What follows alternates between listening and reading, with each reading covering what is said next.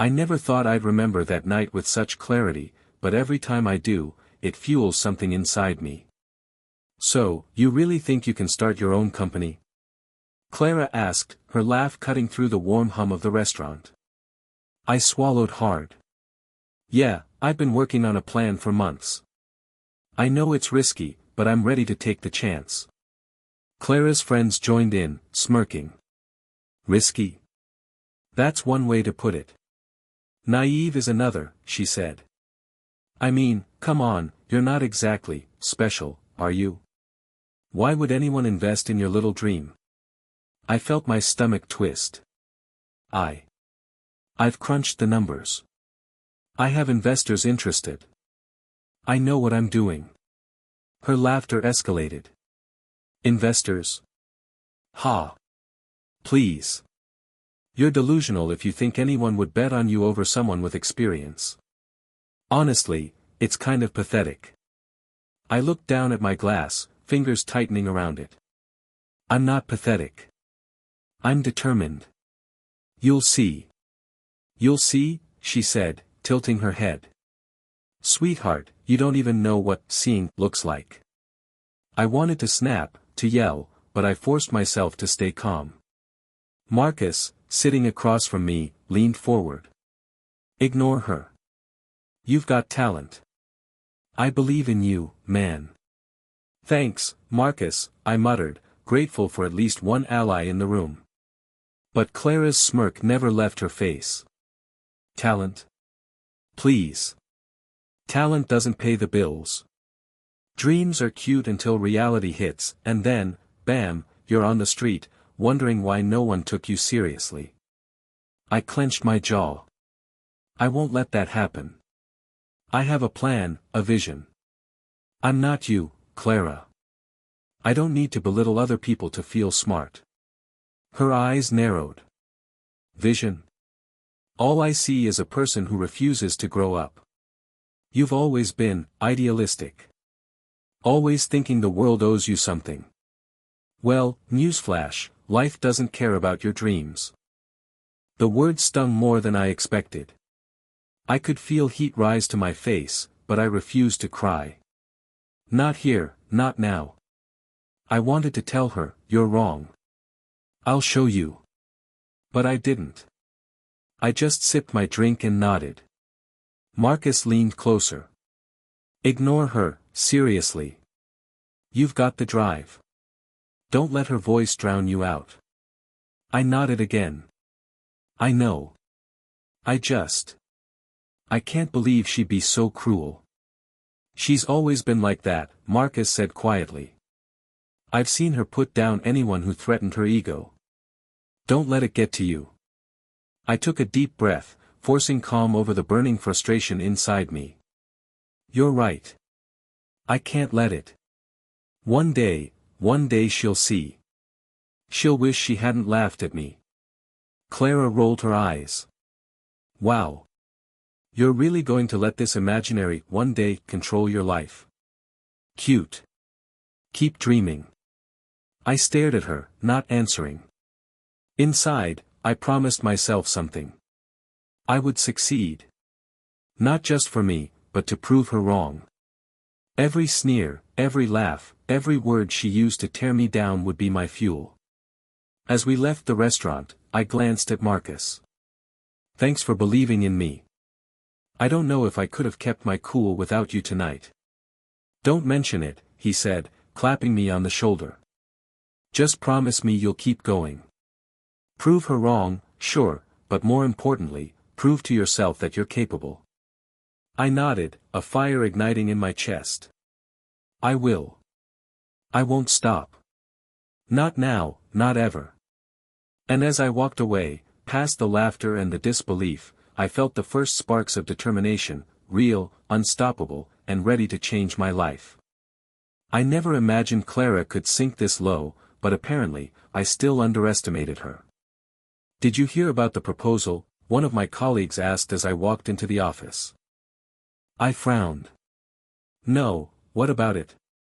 She said you're not capable. That the plan is amateurish, another voice chimed in. I mean, it's kind of all over the office now. My stomach dropped. What do you mean, all over the office? I asked, panic rising. It's rumors, my colleague said quietly. Clara told everyone that you exaggerated the numbers, and, well, the boss doesn't want to take a chance. I froze.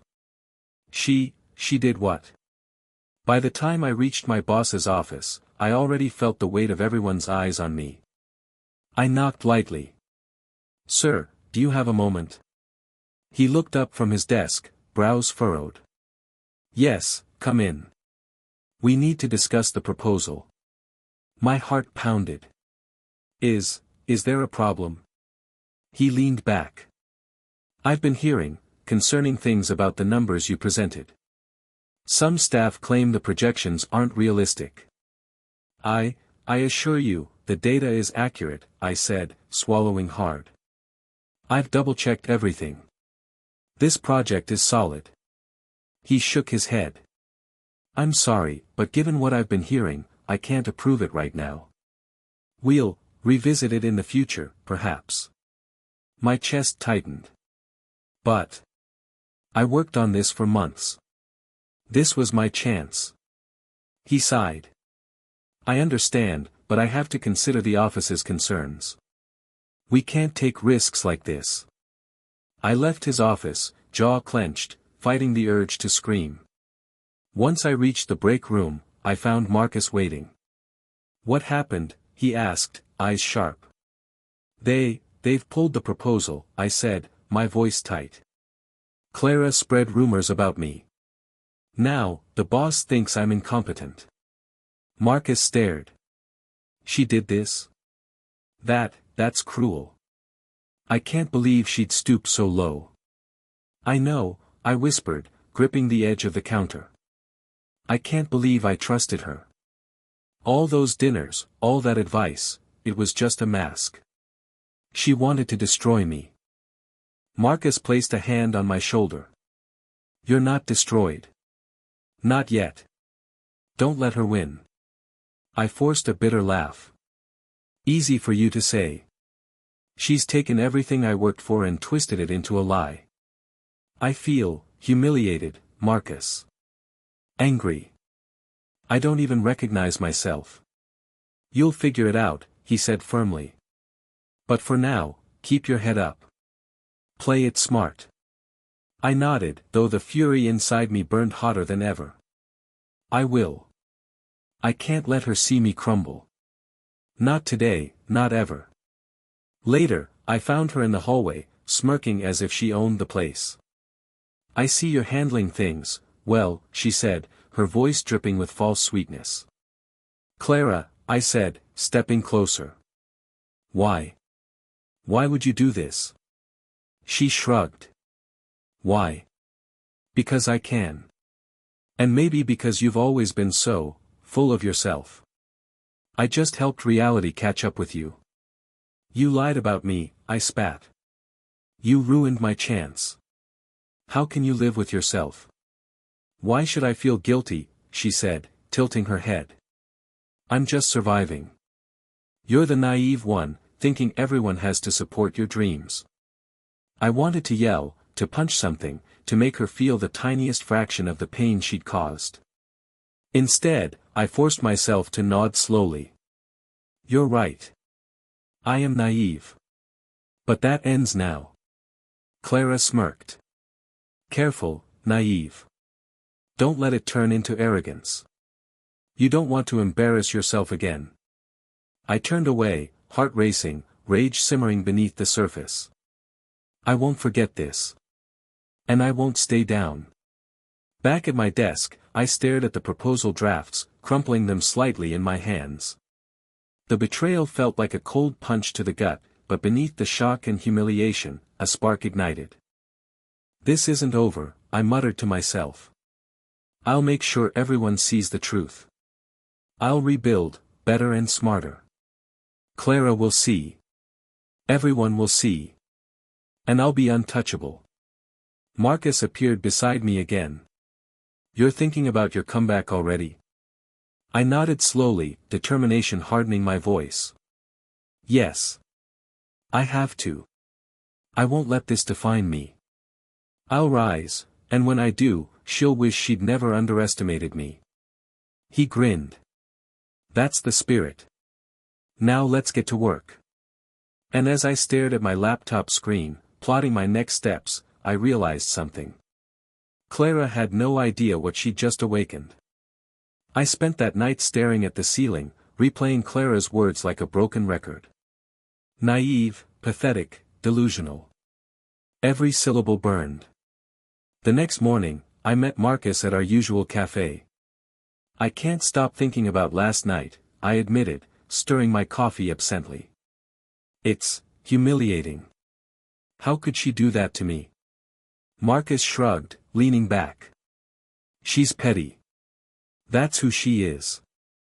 You can't control her, but you can control yourself. That's what matters. I know, but I feel like I've been punched in the gut. I don't even know where to start rebuilding. Start small, he said. Find someone who can guide you. Someone who's been through this before. I hesitated, then nodded. You mean a mentor? Exactly, he said, smiling. Someone who can show you the ropes, help you strategize. A few days later, I met Mr. Reynolds, a former executive with a sharp mind and zero patience for excuses. So, you've been burned by office politics, he said, eyes narrowing. Good. That means you're awake now. Most people sleep through it and complain later. I just want to prove I'm capable, I said, trying to keep my voice steady. Prove it, he asked, leaning forward. Stop proving anything to anyone. Focus on building yourself. That's where real power comes from. I frowned. But, what about Clara? She's the one who humiliated me. Don't waste energy on her, he said sharply. Use that anger to fuel your skills, your knowledge, your network. Control what you can control. I nodded slowly, feeling the first spark of clarity. All right, focus on myself. At work, I started small, extra hours, meticulous attention to details, volunteering for challenging projects. Hey, I noticed you stayed late last night, one colleague said. Everything okay? Better than okay, I replied, forcing a smile. Just making sure nothing slips through the cracks this time. Evenings were the hardest. I'd sit at my desk, replaying Clara's laughter in my mind. I can't believe she did that, I whispered to myself. I can't believe I let her words shake me. Marcus checked in almost daily. Progress report, he'd ask, grinning. I finished the Johnson project, I'd say, exhaustion thick in my voice. It's solid. No mistakes. And I felt good doing it. That's what I like to hear, he said. See? You're already moving forward. Don't stop now. Some nights, I stayed past midnight, eyes bloodshot, poring over spreadsheets and proposals. One day, Clara won't recognize me, I muttered. She'll see the version of me she mocked. And she'll regret underestimating me. Mr. Reynolds dropped by unexpectedly one afternoon. I heard about your late nights, he said. Good. But don't just work harder. Work smarter. Build allies, learn new skills, make decisions that leave no room for mistakes. I've been doing that, I admitted. Small victories. It feels empowering. Good, he said, nodding. Keep that momentum. Soon, people will notice. Soon, you'll notice. By the end of the week, I felt a flicker of pride. The Johnson project was praised by my superiors, and my colleagues started trusting me more. I didn't think you could handle it, one said, grudging admiration in their tone. I told you I could, I replied, forcing the words to feel casual.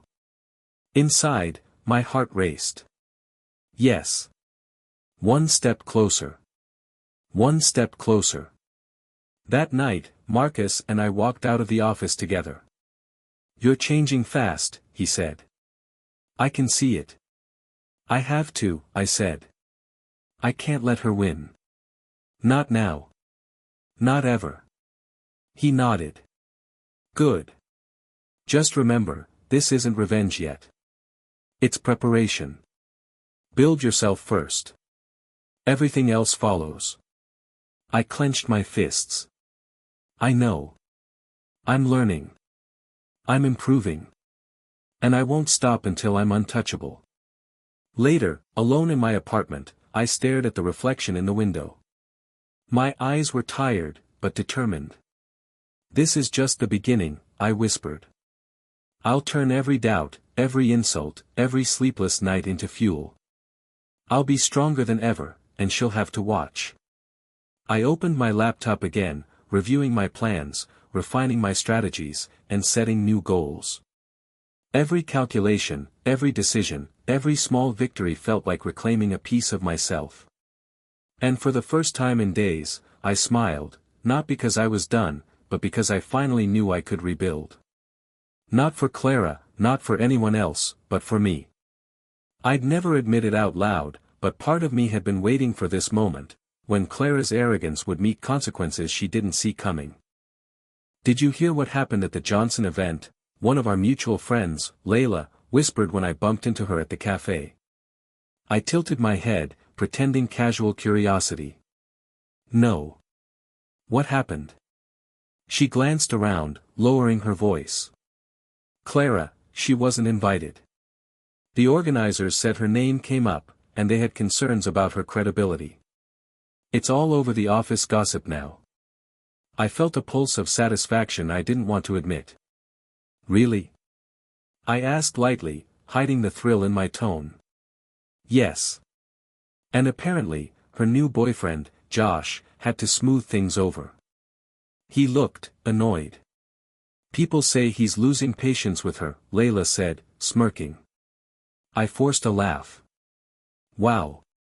That's unexpected. Layla leaned closer. Honestly, you've been making moves quietly, and now everyone's noticing. It's like karma's catching up with her. Have you? She hesitated. I shook my head. No. I haven't done anything. Just, focusing on my work. Inside, I knew that wasn't entirely true. I had nudged a few clients Clara had been angling for, offered helpful tips to colleagues who once ignored her advice, and subtly positioned myself as competent, reliable, and indispensable. Nothing obvious, nothing traceable, just small victories stacking up. Layla laughed. Well, she's definitely rattled. I overheard her telling Josh she doesn't understand why people are turning away from her now. She's confused. I sipped my coffee slowly, enjoying the quiet satisfaction. Confused, huh? That must be frustrating for her. Layla raised an eyebrow. You sound a little too happy about it. Maybe a little, I admitted, forcing a shrug. But honestly, I'm not doing this for revenge. Not really. I'm just reclaiming my space. My work. My life. Layla nodded. Fair enough. But I'd keep an eye out. She might try something. I'm ready, I said firmly. This time, I control the board. I'm not letting her chaos touch me. Later, when I walked past the office lounge, I caught a glimpse of Clara talking to Josh. Her voice carried just enough for me to hear. I don't get it, Josh. I've always been popular, smart, why is everyone turning against me now? Josh sighed. Maybe it's not about you. Maybe it's about how you treat people. I froze, a guilty pang stabbing me. Part of me wondered, was this what I had become? A manipulator, quietly orchestrating small collapses in her life? I shook my head. No, I whispered to myself. I'm just careful. She's the one who started it. The next day, I ran into another mutual friend, Daniel, who worked in the same department Clara had once dominated. I just wanted to say, your presentation yesterday. Everyone's talking. Clara's people couldn't stop praising your approach. They're shocked, actually. Really? I said, keeping my voice casual. Inside, I felt a surge of pride. Thanks. I worked hard on it. Daniel smiled. Yeah. It's obvious. And, you know, some of Clara's former contacts are starting to notice who's actually reliable now. I nodded slowly, keeping my calm exterior. That's good to hear. I just want to do my job right. As I walked back to my office, I couldn't stop my mind from replaying Clara's face, confused, frustrated, rattled. A part of me wanted to intervene more directly, to tip her off subtly, to see the shock in her eyes firsthand. But another part hesitated. Let karma do its work, I told myself. You don't need to touch it. You just need to be better. Still, as I passed my own reflection in the glass door, I admitted a quiet truth: I liked this power. Not the cruelty, not the revenge, but the control. The ability to shape outcomes without anyone realizing it. Even Clara. Later, Josh came by my floor briefly, talking to a colleague I'd subtly helped the week before. I don't know how she keeps messing this up, he muttered. Everything she tries just falls apart. I smiled faintly, keeping my distance, letting the words sink in. That moment alone, her confusion, his frustration, felt like a small vindication. Marcus's voice broke my thoughts later. You okay? He asked, noticing my quiet smile. I shrugged. Yeah. I'm fine.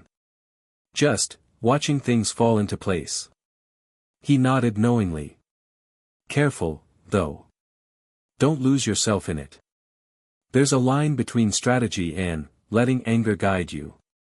I know, I said, though the thrill lingered in my chest. I want to make sure she understands she underestimated me. Not for revenge, but for closure. That night, I sat at my desk, reviewing emails and proposals, plotting my next moves.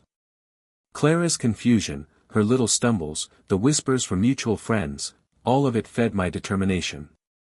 I'm not letting her touch my life again, I whispered. And I'll do it my way, quiet, precise, unstoppable. Even as guilt pricked at me, I let it fade.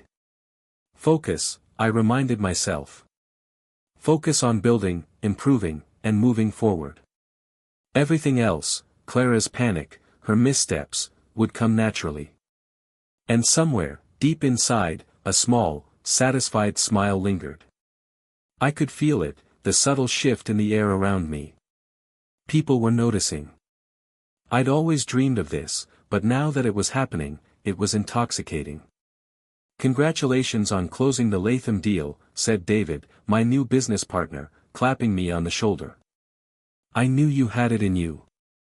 Thanks, I said, trying to keep my voice steady. Inside, my chest swelled. This was the kind of deal Clara had been chasing for months. And now, I had it. David leaned closer. Seriously, the way you handled the negotiations, calm, precise, strategic, was impressive. You didn't just make it happen, you made them trust us completely. I smiled faintly. I just made sure we presented the strongest case. It's all about preparation. He chuckled. Preparation, yes, but your confidence. That's something people notice, even if they don't say it. Later, I ran into Marcus in the hallway. You're on fire, he said, grinning. I heard about Latham. Clara's probably fuming. I felt a rush of satisfaction but didn't let it show. She's certainly aware of it, I said carefully. Marcus raised an eyebrow. You okay with that? I mean, you're not enjoying the fall of someone you hated, right? I hesitated. I don't know. Part of me wants to savor it. But another part of me wonders if I'm becoming her, calculating, manipulative. That scares me. You're not her, Marcus said firmly. You're just taking control of your life. That's different. I nodded, still unsure. Later, at a client meeting, I presented a strategy proposal that had everyone nodding in agreement. "I'm impressed," said one of the senior executives. "Your approach is innovative. I can see why David wanted you leading this project." "Thank you," I said. "I believe careful planning and clear execution make all the difference."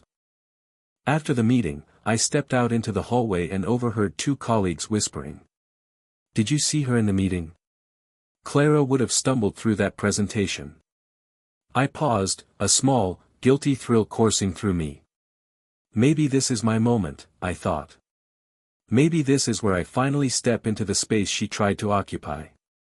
A few days later, an email popped into my inbox, from Clara. I froze. "Help with a client issue," the subject line read. I stared at it, conflicted. "I called Marcus." "She wants my advice," I said, incredulous. He whistled softly. "And you're tempted?" I don't know. Part of me wants to just ignore her. Let her figure it out.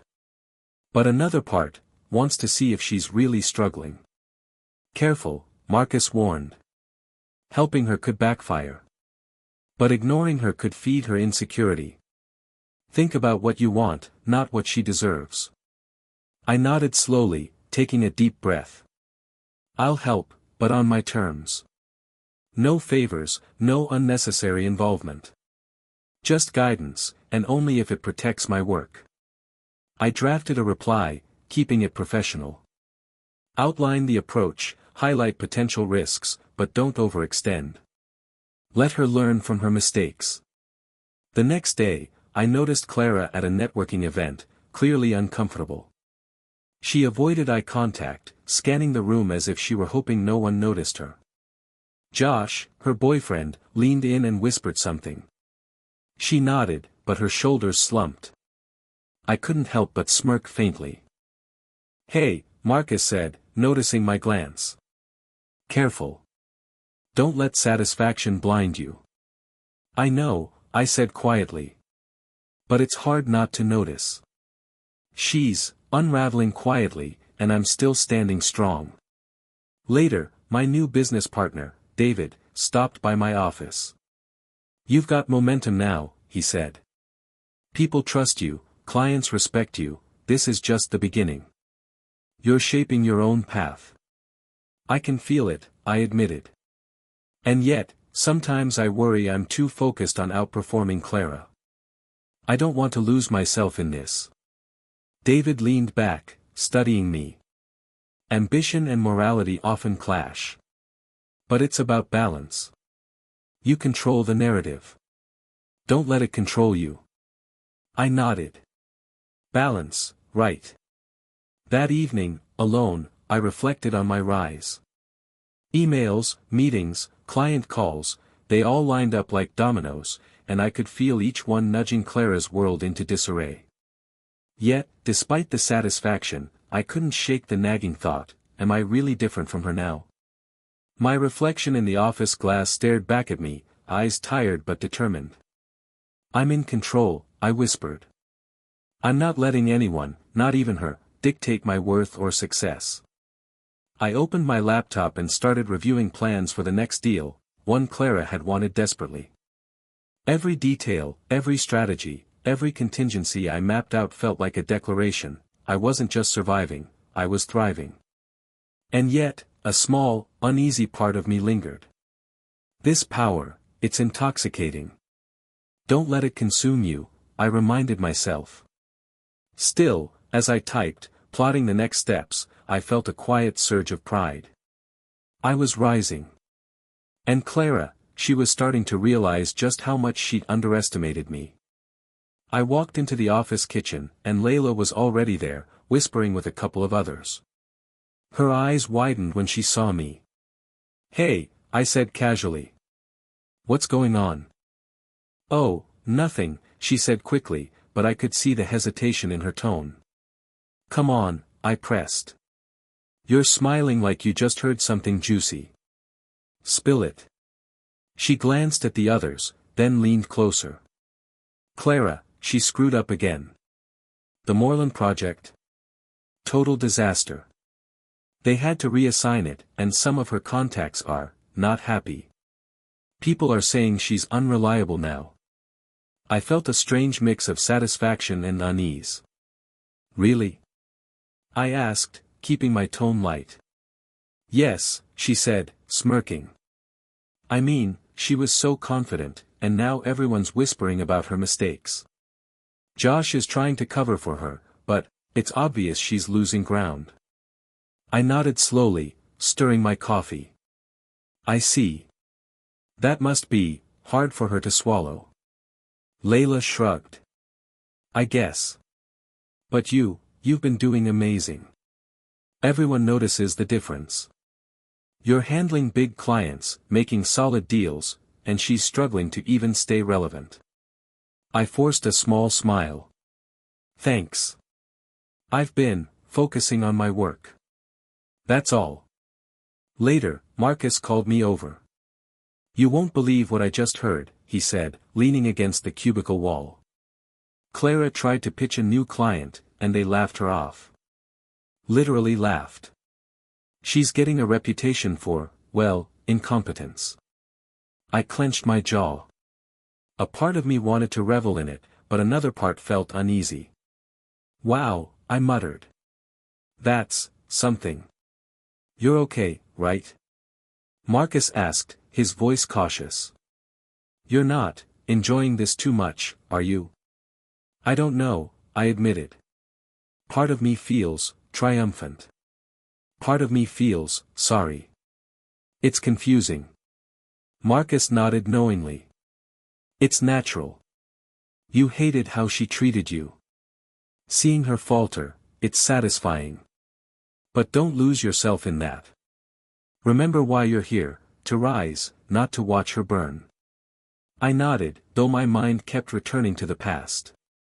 Clara's laughter during that dinner, the way she mocked my dreams, it all came flooding back. Later, I found an old file tucked under some papers on my desk. It was from the Johnson project we'd worked on together years ago, a project she had dismissed as amateurish. I opened it, and a folded note fell out. You'll never make it, you dreamer. Face reality, or stop embarrassing yourself. My hands trembled slightly as I read it. I had kept it all these years, tucked away, almost forgotten. Now it felt heavy in my palm, a symbol of everything I'd endured, and overcome. I whispered to myself, you never believed in me. And now, look at you. Marcus appeared beside me, noticing the note. That's from her, he asked softly. I nodded. Yeah. I kept it, as a reminder. I thought it would hurt me, but now, it fuels me. He smiled. Good. Let it remind you why you've come so far. That afternoon, I ran into Daniel near the break room. You heard about Clara's latest pitch, right? He asked. It was rough. Some clients are avoiding her, and others, they're openly skeptical. People are starting to question her judgment. I nodded slowly, fighting the conflicting emotions. I see. That must be humbling for her. Honestly, he said, lowering his voice, it's a little sad. She was so confident before. Now she's struggling to keep up with her own image. I felt a pang of guilt. Part of me wanted to reach out, to offer a hand, but I knew better. This was a lesson she had earned, a natural consequence of her actions. Later, I caught a glimpse of her in the lobby, her posture tense, her smile forced as she greeted a client. Josh stood close, whispering instructions, trying to salvage the situation. She glanced around nervously, clearly aware that her reputation was slipping. I stared for a moment, feeling a complex tangle of emotions, satisfaction, pity, and something else I couldn't name. This is karma, I whispered to myself. But, it doesn't feel simple. Marcus appeared again. You're thinking too much, he said gently. Don't get lost in her downfall. Remember why you're rising, your life, your goals, your success. I know, I said quietly. But seeing her, struggling, it reminds me how fragile pride can be. That evening, I held the old note in my hands again. This was supposed to crush me, I murmured. And instead, it taught me strength. Patience. Strategy. Everything she underestimated in me. I've built. I set the note aside, feeling a quiet determination settle over me. Clara's life might be unraveling, but I had to focus on myself. I couldn't let satisfaction become arrogance. I had to rise carefully, deliberately, and stay true to the person I wanted to be. Still, a small, undeniable thrill lingered. Seeing her struggle, it reminded me of how far I'd come, how much I'd endured, and how sharp my instincts had grown. And somewhere deep inside, I whispered again, you laughed at my ambition, and now, you're learning what it means to be on the other side. I didn't expect to see her at the networking event, yet there she was, Clara, looking exactly the same, but somehow smaller, her confidence fraying at the edges. I took a deep breath and approached her. Clara, I said, keeping my voice steady. She turned, and her eyes widened. Oh, it's you. I smiled faintly. It's been a while. She swallowed, shifting uncomfortably. Yeah, it has. You look different. Stronger, I mean. I didn't expect this. I shrugged, calm. I've been focused. Hard work pays off. Clara hesitated. I wanted to apologize, for the things I said before. I didn't realize, well, I thought I was just joking. I didn't think it would. I held up a hand. Clara. I don't need apologies. I've moved past that. What matters is now. She looked down, fidgeting. But I've been hearing about your deals, your promotions, people are talking. I didn't see it coming. I nodded. I worked for it. That's all. No shortcuts, no schemes. Her lips trembled. I regret what I did. I never meant to hurt you like that. I thought I was helping, or maybe I just didn't think. I studied her for a moment, noticing the vulnerability she tried to hide. You underestimated me, Clara. And I've moved forward because of it, not because of it.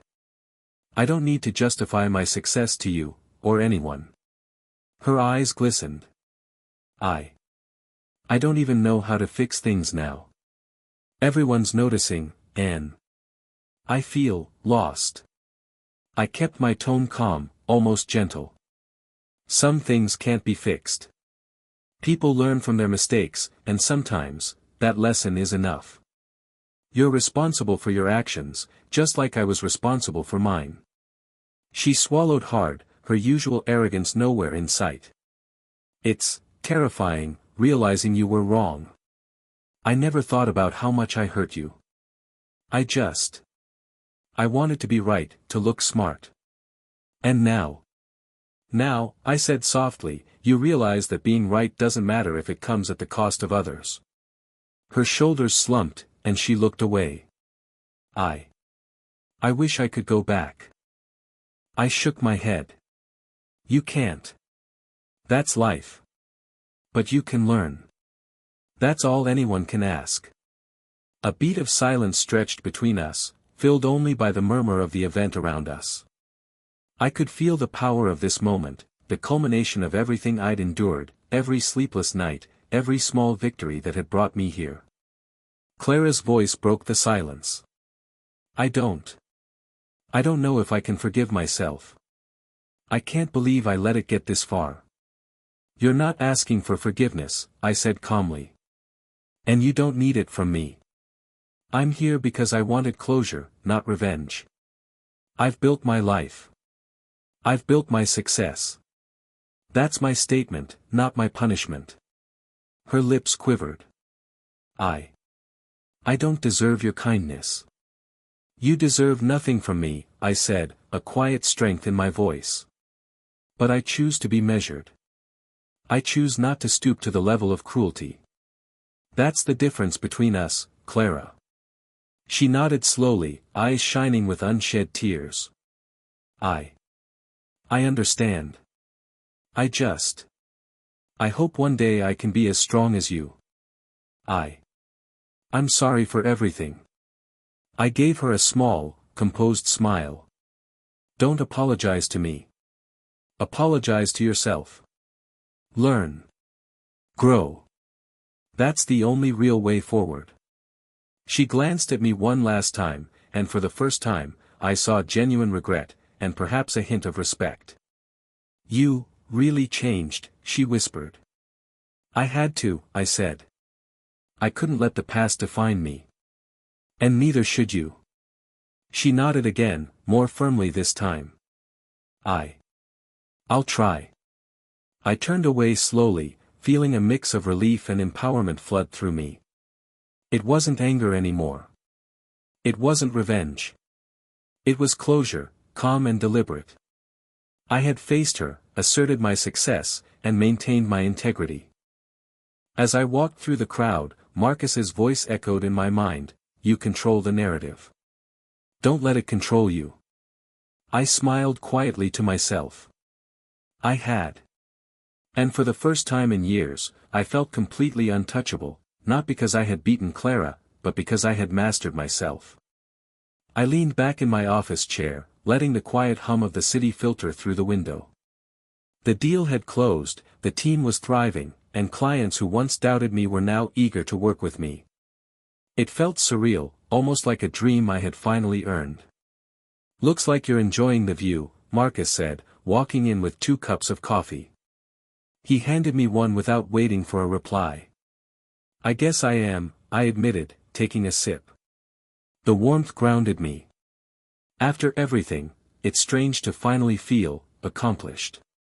Marcus smiled. You earned it.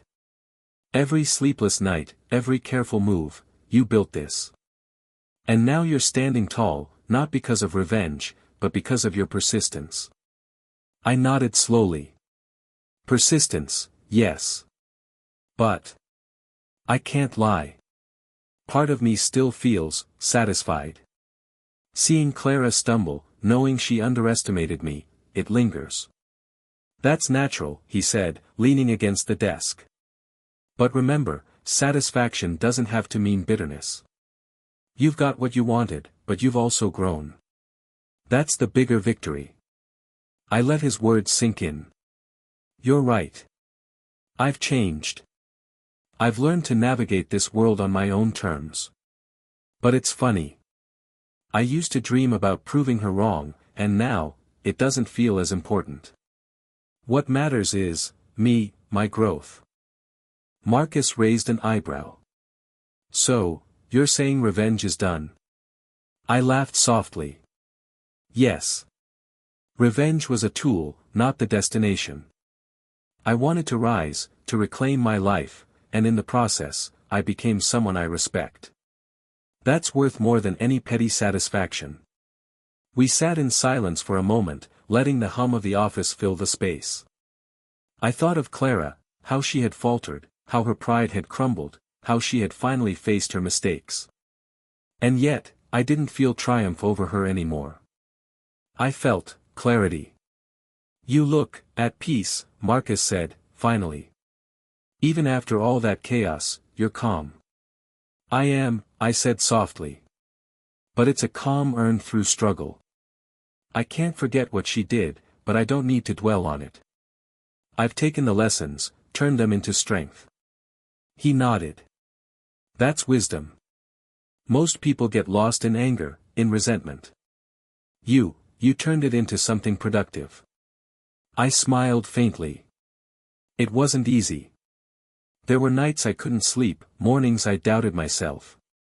But every small victory, every decision, built the life I have now. And I can't lie, it feels good to know I'm finally recognized, respected, and unstoppable in my own way. Marcus leaned closer, lowering his voice. And Clara? You've faced her, seen her regret. Does it bother you that she might still struggle? I paused. Part of me wishes she'd learn faster, that she'd reflect deeper. But I can't carry that. Her life is hers to manage. I can only manage mine. And mine is thriving. That's enough. He smiled knowingly. Good. That's growth. That's freedom. I looked out the window again, thinking of every hurdle I'd overcome. The ridicule, the betrayal, the moments I felt powerless, they had all shaped me. And now, I was free from them, not through revenge, but through mastery of myself. Marcus, I said finally, turning to him, thank you. For believing in me when no one else did. For reminding me to stay focused and true to myself. I wouldn't have made it without you. He waved it off. I just helped you see what you already had. You were stronger than you knew. You just needed to realize it. I nodded, feeling a sense of closure I hadn't expected. Triumph didn't feel like victory over Clara, it felt like victory over my own doubts, fears, and limitations. I took a deep breath, letting the weight lift off my shoulders. I've come a long way, I whispered to myself. And I'm proud. Not of proving her wrong, but of proving to myself that I could rise, no matter what. Marcus clapped me on the shoulder. Here's to the next chapter, he said with a grin. I smiled back, feeling the truth in his words. The past was behind me. The future was mine. And for the first time in years, I felt completely, undeniably, free. My phone buzzed late in the evening. I frowned. It was a message from Clara. I almost didn't open it. Hey. I know this is sudden, but I wanted to reach out. I've been reflecting a lot, about everything. I realize now how wrong I was, and I'm truly sorry. I stared at the screen, my fingers hovering. Part of me wanted to delete it immediately, but curiosity won over. I typed back slowly, go on. She responded almost instantly. I've been trying to rebuild things in my life the right way. No shortcuts, no arrogance. Just, learning from my mistakes. I understand if you don't want to hear from me, but I wanted to be honest. You deserved better than my cruelty. I read it twice. My chest tightened, not with anger, but with a strange, unfamiliar weight. She sounded genuine. Vulnerable. Changed. I called Marcus. She reached out, I said, showing him the message. Marcus raised an eyebrow. And what are you feeling? I paused. I'm cautious. Part of me wants to forgive her, but another part wants to keep my distance. I've grown stronger, and I don't want to compromise that. That makes sense, Marcus said. You don't have to forgive to acknowledge her change. You just have to protect yourself. I nodded, letting his words settle. Then I typed another message to Clara, I appreciate your honesty. It's good to hear you're reflecting. I hope the changes you're making bring you clarity and growth. Take care. Her reply came almost immediately, thank you, that means more than you know. I won't bother you again. I just wanted closure, and I hope one day we can look back without bitterness. I leaned back, feeling a strange sense of relief. Not triumph. Not revenge. Relief. Later, I met Marcus for our usual coffee. She reached out again, he asked, smiling knowingly. Yes, I said. And I handled it. Calmly. Without anger, without drama. That's progress, he said. You've proven to yourself that your strength isn't measured by beating someone else, but by staying true to who you are. I nodded, feeling the weight of the past finally lifting. It's strange. Part of me still remembers her laughter, her mockery, the betrayal. But I don't feel the need to react anymore. I've grown beyond it. Marcus took a sip of his coffee. That's maturity.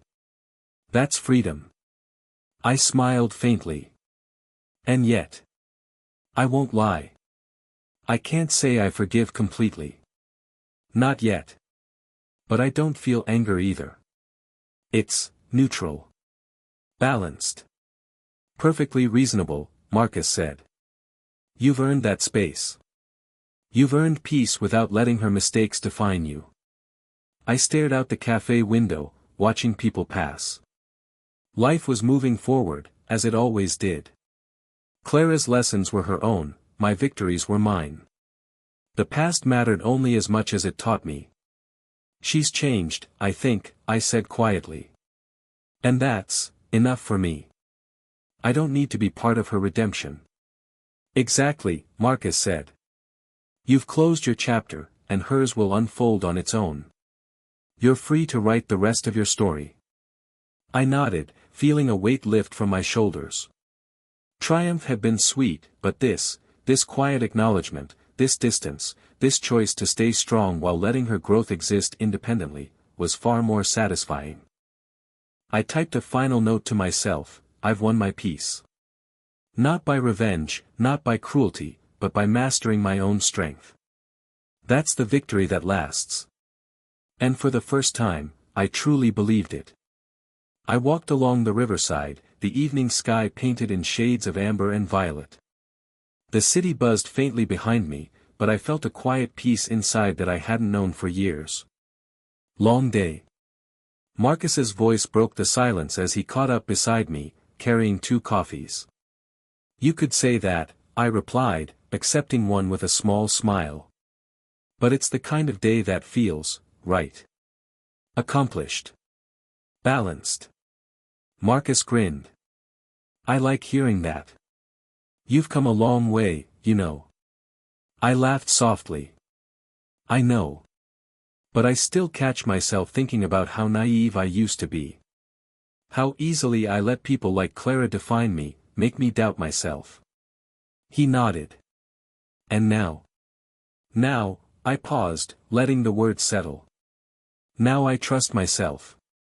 I rely on my judgment, my focus, my instincts. I've learned the value of patience, of listening before acting, of knowing when to fight and when to step back. Marcus glanced at me, curiosity in his eyes. And Clara? You've faced her, you've seen her growth, what does that leave you with? I smiled faintly. Closure. Not triumph. Not gloating. Just understanding. I realized the journey wasn't about proving her wrong, it was about proving to myself that I could rise, endure, and succeed without compromising who I am. He nodded slowly. That's powerful. Most people never get there.